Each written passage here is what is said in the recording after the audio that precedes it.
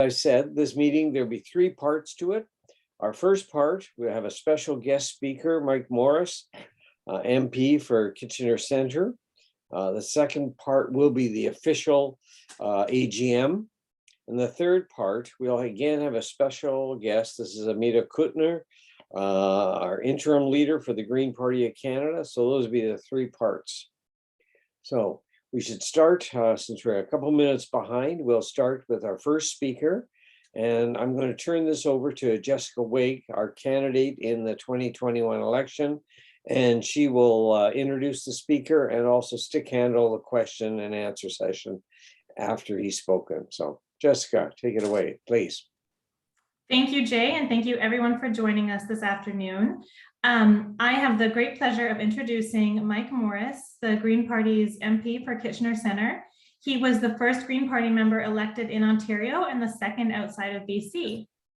When Mike ran in 2019, he increased the Green Party's vote share from 3% to 26%. And when he won in 2021, he did so handily with 34% of the vote. In his short time as the Member of Parliament, Mike has jointly seconded several very important bills, including an act to amend the Elections Act to reduce the voting age to 16, a Canadian Environmental Bill of Rights, a national framework for a guaranteed livable basic income, and a bill to ban symbols of hate. This week, he asked the governing party for an update on the fast tracking of the Canada Disability Benefit and has also voiced his support for a bill introduced by Courtney Alberni MP Gord Johns, calling upon Canada to treat the opioid crisis as a matter of public health, including decriminalizing simple possession, expunging records, and a strategy to create a safe supply. So without any further ado, I would like to welcome Mike Morrice to our AGM, and we're all very eager to hear him speak. Thank you. Thanks so much, Jessica, and to the whole EDA for the invitation to be with you this afternoon.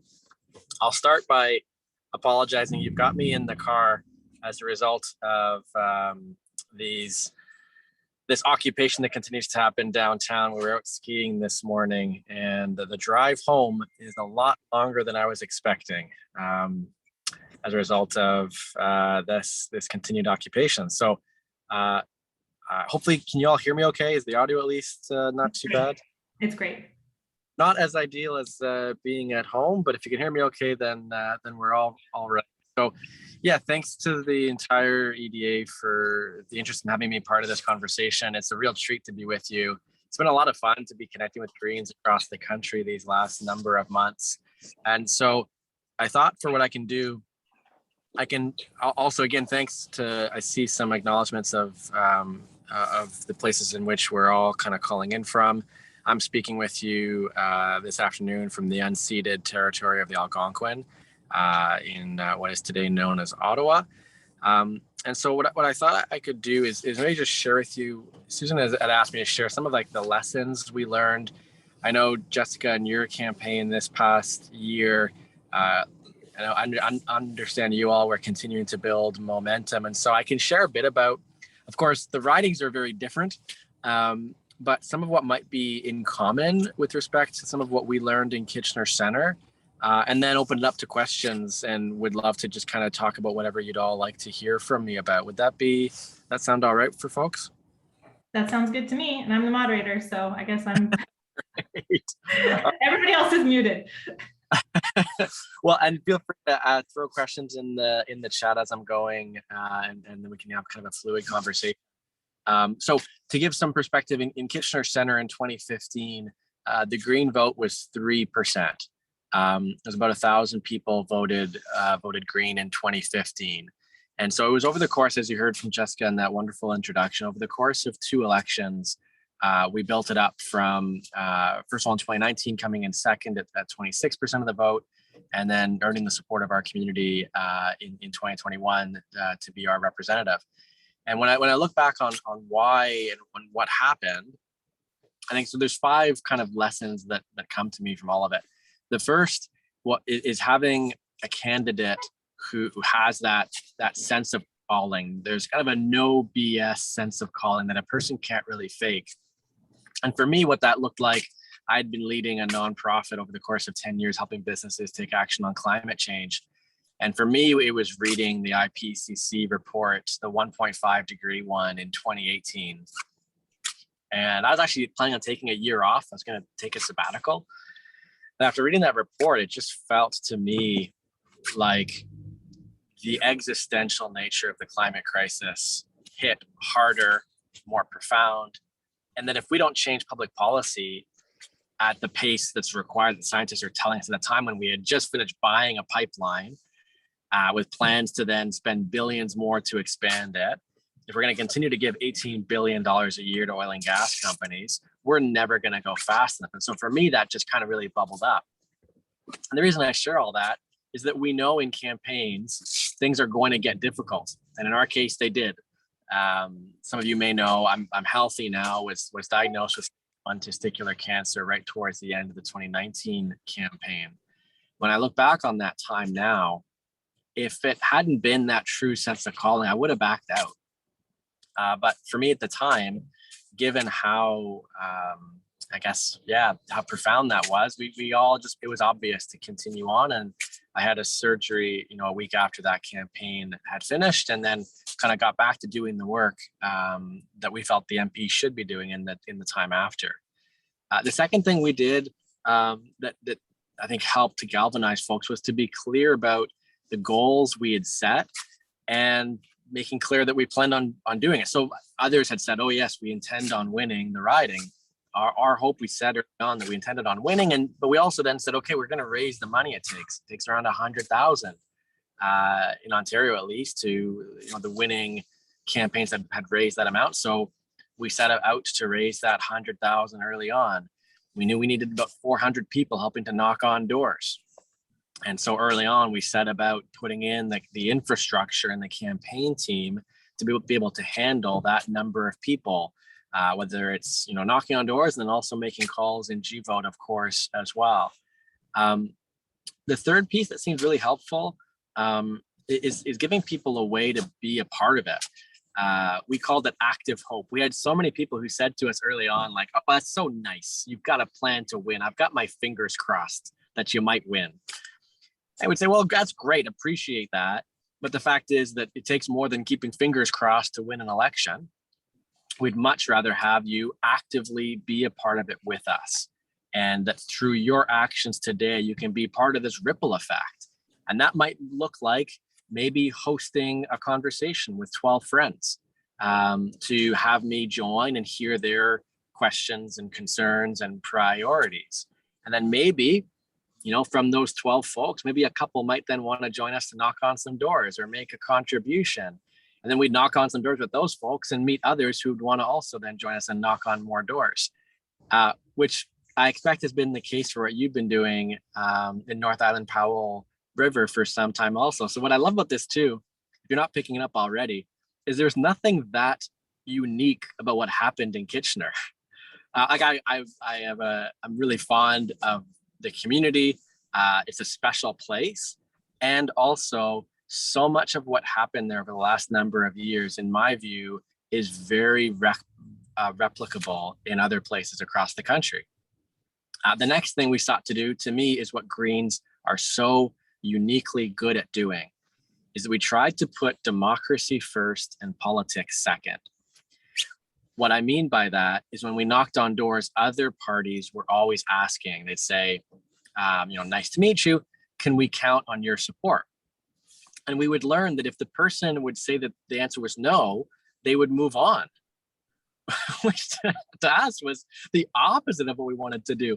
We would knock on a door and say, what's important to you? And we would try to actually listen to what they cared about. And, Jessica kindly shared some of the priorities. The Canada Disability Benefit, for example, I knew nothing about until I knocked on doors and met hundreds of community members living with disabilities who shared with me their stories of how on the Ontario Disability Support Program, for example, there's not a single apartment in Kitchener that a person can afford. And I heard the pain and the suffering and those that might be in a lucky situation to live with an aunt or whatever the case. But we learned so much about the experiences of others in our community by actually showing up to listen. I feel like a much stronger MP now, having spent that time. In the first campaign, we went to every door in the riding. Now, again, it's an urban riding. I can bike across it in 20 minutes. So I recognize that that might not be possible in every riding across the country, but, you know, making calls, that might be something that might be more replicable in your case. But that, you know, that focus on democracy, on actually listening. The only promises I made through the whole campaign, I made 3, will always be willing to listen, always be respectful, and we're going to work hard. And that's the 5th and last lesson I'll share, and then happy to kind of have a conversation, take questions as we go. The last piece for me in terms of the progress we made was that we just put in the work. Our campaign team, they had shirts made. The shirts, they said, go knock on doors. Towards the end of the 2019 campaign, I'll never forget. And I think, Susan, you might have heard this story, or for those that were at the VGM, I might have shared it at that time as well. But to me, it's emblematic of what happened. Right towards the end, we had someone share back that a Liberal canvasser had knocked on their door. And this person had said to the Liberal canvasser, he said, well, like, what took you so long? And the canvasser said, what do you mean? The person said, well, the Greens have been here twice already. So the Liberal canvasser said back to this person, he said, we don't have the resources that the Greens have. So this person says back, says, what are you talking about? You're Bud Light, they're the craft brew. Get your act together. But you know what? The fact is, it was true. They didn't have the people power that they might have had, you know, commercials on national ads and all the rest. But to me, none of that all pales in comparison to a conversation with the person looking to represent them, a friend of theirs, a volunteer, a family. And my dad came in, we had my mom calling from home. Just the hundreds and hundreds of people that gave their time and money and energy and their hope to something bigger than all of us. That's, you know, the day that we were allowed to put lawn signs out. We were surprised that we were the only campaign that had 6 carloads of people. As soon as the writ dropped, we were putting lawn signs out across the riding. We saw on Twitter that day, people were counting. I think one of the tweets was like, Liberals have 6 signs, Conservatives have 5, the Greens have a gajillion. like that impression never changed. Although they eventually put their signs out, that first impression, that stuck with us the whole. In fact, people still talk about that, about how wild that the Greens have so many signs. So I'll pause there, but hopefully that gives you a bit of a sense from that first sense of calling right through to putting in the work to why I think we've been able to build that support. And that's what we're continuing to do. For me now and for the team now, I'm learning from Elizabeth every day on what it looks like to be the hardest working MP in the room. She's getting up every chance, every opportunity for a petition or a motion or seconding someone else's bill, doing it respectfully. I really appreciate that, Jessica, you mentioned Gord's bill. It doesn't have to all be green legislation. I don't care what party they are. If another parliamentarian wants to work with us to introduce legislation that will improve the lives of people in Kitchener and that align with the values of the party, we are all in. And I'll work with and have been working with folks from every party. I'm still working on my French, but had a good conversation with the Bloc this past week about the Canada Disability Benefit. And Elizabeth, as you know, she's fantastic. And so kind of learning alongside Elizabeth, I've kind of seen what it takes to actually get things done. That's what I'm hoping to continue to do over the next however long we've got.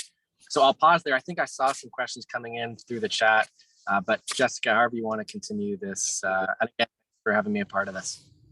Thank you. Yeah, thank you for your comments. Very interesting. We have a couple of questions focused on your campaign specifically. So I'll start with those, and then we've got some harder, tougher kind of questions. So the first question from Megan was how much did you model your campaign on Mike Schreiner's? Oh, you're on mute. You might not, I don't know if you can unmute yourself. There might not be, okay. I can't unmute, and I muted myself while you were speaking. So sorry about that. That's okay. Yeah, so what we sought to do early on was to model our work after other winning green campaigns. So we spoke with Mike's entire team. We spoke with Elizabeth and others on her team also. And we also benefited from that viability that Mike had won. For those of you that are familiar with Mike Schreiner, leader of the Green Party of Ontario, he won in 2018. And, you know, Guelph is maybe a half-hour drive away. So not only did we model our tactics after what they did, but, you know, the number one question we got in 2019 was, tell me why you think you can win. People would be embarrassed to say the word wasted vote, right? Oh, he's going to be offended if I say wasted vote. Say, no problem at all. We want you to know, we see it as our job to demonstrate to you that despite first past the post, it's possible. We need to prove to you that we've raised the money, that we've knocked on the doors, that we've put in the work. And let me tell you about my friend Mike down Highway 7, who did the exact same thing. And you've got that benefit also because you've got what Paul did in Nanaimo Ladysmith and what Elizabeth has done on Vancouver Island, that at least in our case, that was like okay, that's possible. That's a thing that's happened that I can relate to. Because then the second question in 2021 that was more difficult was people said, oh, Mike, I know you can win. Tell me what one Green MP in Ontario can do. Mm-hmm. And we'd come back to Mike and say, well, here's what Mike's been able to, here's the legislation he's been able to pass. And again, that's why I appreciate the question. And for you all, to me, that's the benefit you have of having other elected Greens that have both been elected and have demonstrated the value of a Green. So thank you. Second question about campaigning in general. Given that we have a minority government and don't know when the next election will be, what would be your advice on when to start knocking on doors? My number one piece of advice for you all, first of all, the fact that you're all on this call, the fact that over 20 people are showing up for an AGM in the time after an election, it's thrilling because the core group of people that can build a campaign now that leads to 400 people helping when the election's actually called. So my question for you all is, when is your next call party? Is it tomorrow? Is it next weekend? When can you all be getting on the phones and be checking? It's a difficult time in the midst of the pandemic to be calling folks and saying, hey, I'm from your local Greens. I'm calling just to check in on how you're doing. Do you need anything? We were doing groceries at one point. If a senior needed support, we had volunteers who were going out just doing odd jobs, or some of it was just to listen too, right? Just to call and be a listening ear, as well as some folks might also want to talk about their concerns with the pandemic, with government policy. But I would be, I'll leave you all to decide in terms of knocking on doors with respect to provincial public health guidelines. We're holding off in Ontario on knocking on doors at least for a few more weeks. I'm kind of itching to get back to it. But to me, it's the number one thing we can all be doing. Once you've got a core group, you need to have at least a core group of organizers who can manage volunteers to be making the calls. But just by virtue of 22 of you all being here, that gives me the sense that you'd be in a position to start making those calls. And to me, that's the benefit you have, is you have time. You have the time to build up the momentum towards the election for whatever goal you all set for where you want to be after the next one. And recognizing, again, with the minority, which I think the person in the question was hinting at, we don't know when it could be, but it could be sooner than we all expect. And I can tell you, Parliament this week was not a fun place to be. It was one of the most dysfunctional weeks yet. The Prime Minister left question period halfway through twice. I'd never seen him do that before. The opposition was just incredibly disrespectful throughout. And so when I see it that dysfunctional, it makes me think we're not going to have a full four years. But there's others who can prognosticate these things better than me. But I think the earlier you can get started at making calls and knocking on doors, the better. That sort of leads into the next question, which is one of the more serious ones. I don't know if you noticed, but last year wasn't a great year for the Green Party. There were really strong feelings on both sides of the leadership issue that we went through. And phone calls I made said, sorry, I voted Green last time. I'm not going to do it again. You guys lost me. And there are people who've lost faith in the Green Party, people who are no longer feeling heard. And now, you know, you're sitting in traffic in Ottawa because there's a whole group of people who don't feel heard. What do you say about, and not to say that in the Venn diagram of these two groups, there's a lot of overlap, but what do you say about this, about the people who are feeling disenchanted and are leaving or have left the Green Party? What would you say to them? So now we're getting to the good stuff, because there are folks who feel the same way in Kitchener too. And my response, as I'm sure you did as well at Doors, was to empathize and to be honest. I am and I was disappointed as well that the fracturing in the party, the fact that it played out in the media.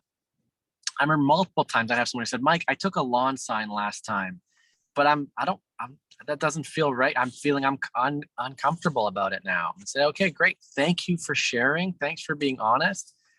Let's chat. Share with me more about where that's coming from for you. Let me understand that better. And I'd find by the end of the conversation, the person might say, you know what? I am still concerned with the party, but I believe in you as a person. And so I'll take that lawn sign again, because I want to see you representing me, even if right now the party on the whole I might be concerned with. And something I have seen across Greens, and I think Mike from in Guelph would say the same thing, that often it is, particularly for us as Greens, it is as much about the person as the party. And in other cases, maybe for other parties, people just vote for the brand. They vote Liberal, and they always have for 40 years, whatever the case. But it seems to me for Greens, it's much more so that the person is saying, I believe in the values of this party, and I've known Jessica for years, and I trust her. And, you know, there's that sense of connection to the person. And that to me is an advantage for us to then build that trust back up by being honest. You might have seen I wrote a blog in the middle of the campaign also sharing my disappointment. I think that ability to rise above the politics, not give someone a talking point, not gloss over it. I was doing radio interviews about it, and again, just tried to be honest with my own disappointment also.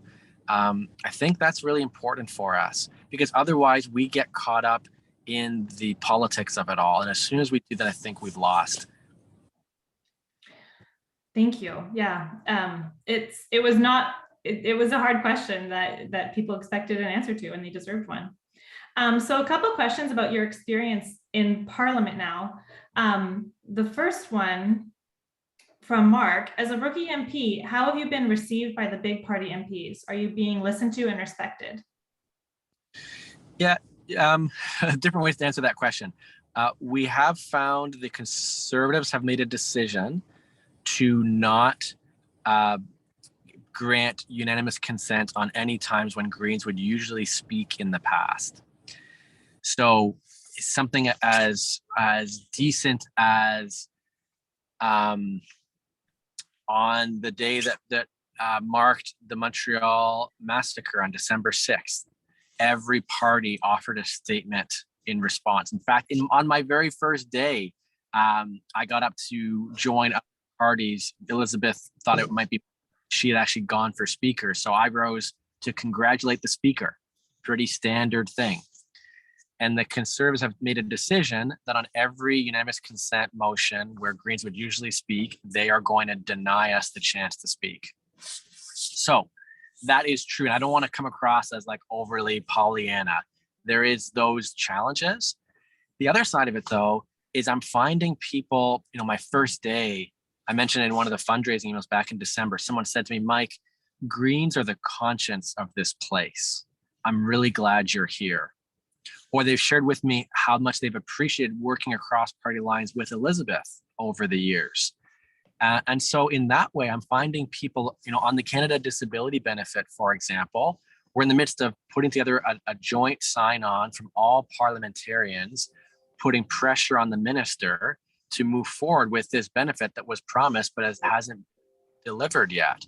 And in that way, I'm finding huge support from all parliamentarians to make progress. And so I think there's a bit of a history that they know that we operate in a less partisan way, more focused on the issues. And I think there's a lot of interest in working with me and with Elizabeth for that reason.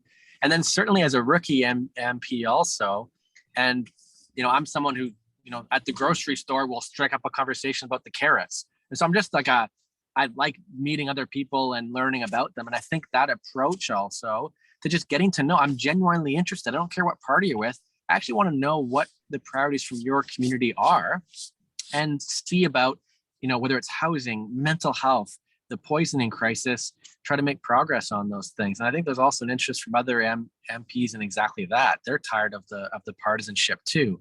And outside of question period, I think there's a lot of opportunities. Thank you. Well, time has flown by. I think actually we're out of time, and you've got to get back to your traffic jam. I'm sorry that you're in it. But thank you so much for joining us today. I really appreciate it. I know that that we've all really enjoyed hearing you speak, and hopefully we can speak again more in the future. Again, it's like a huge honor that you all asked me to be a part of it.